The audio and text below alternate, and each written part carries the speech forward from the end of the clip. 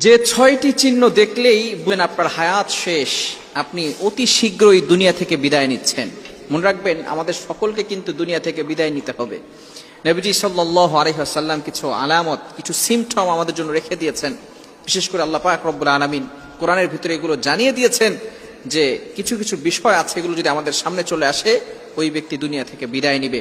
আমাদের সকলকে চলে যেতে হবে। আল্লাহ তাআলা পবিত্র কোরআনুল কারীমের ভিতরে নিজেই বলে দিয়েছেন। সূরা আলে ইমরানের 185 185 নম্বর আয়াতের একটি অংশে আল্লাহ তাআলা বলেন, কুল্লু নাফসিন যায়িকাতুল মাউত, all animals are mortal, so the man is mortal. প্রত্যেকটা প্রাণীকে মৃত্যুর স্বাদ গ্রহণ করতে হবে। The most certain thing in our life is death, and the most uncertain thing in our life is time of death. আমাদের জীবনের ভিতরে সবচেয়ে সুনিশ্চিত বিষয়ের নাম হচ্ছে মরণ। আমরা যে মরে যাবো এটা সুনিশ্চিত, তবে কবে, কখন, কোথায় মারা যাবে এটা অনিশ্চিত। তবে আমাদের সকলকে চলে যেতে হবে। We have to go back to our Lord. ওই আল্লাহর কাছে ফেরত চলে যেতে হবে। এই 6টি আলামত, সিমটম যদি দেখেন তাহলে মনে করবেন যে আপনার সময় শেষ হয়ে গেছে।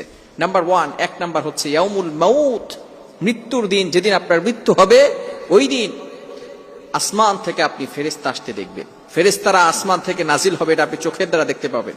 এখন কিন্তু আমরা ফেরেশতাদেরকে দেখতে পারি না, জিনদেরকে আমরা দেখতে পারি না। আল্লাহ পাক রব্বুল আলামিন আমাদের মাঝে আর ফেরেশতাদের মাঝে, জিনদের মাঝে একটা পর্দা ঢেলে দিয়েছে। কিন্তু যেদিন আপনার হায়াত শেষ হয়ে যাবে সেদিন আপনি আসমান থেকে ফেরেশতারা নামতেছে, ফেরেশতাদেরকে দেখতে পারবেন। সেই পর্দা আল্লাহ তাআলা উঠিয়ে নেবেন।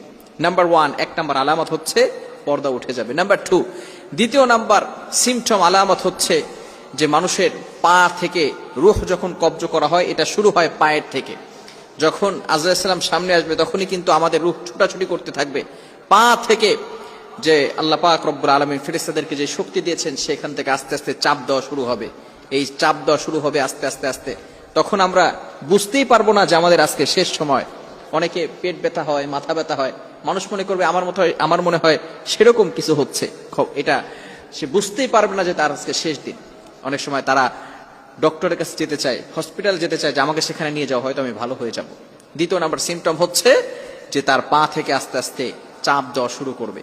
এরপরে নাম্বার 3, তৃতীয় নাম্বার হচ্ছে তারাকি পর্যন্ত, 2 কাঁধের মাঝখানে যে জায়গাটা আছে এভাবে আস্তে আস্তে করে আপনার রূহটাকে চাপ দিয়ে দিতে এই পর্যন্ত নিয়ে আসবে তারাকি।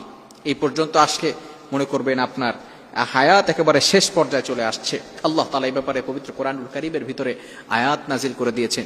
সূরা কিয়ামার ভিতরে রয়েছে, কাল্লা ইযা বালাগাতিত তারাকি ওয়া কিলা মান রাক। আল্লাহ পাক রব্বুল আলামিন এখানে জানিয়ে দিয়েছেন ওয়াযান্না আন্নাহুল ফিরাক ওয়ালতাফাতিস সাকু বিস-সাক। কি চমৎকার কথা আল্লাহ তাআলা পবিত্র কোরআনুল কারীমের ভিতরে আমাদেরকে জানিয়ে দিয়েছেন। এভাবে আস্তে আস্তে করে আমাদের রূহটাকে তারাকি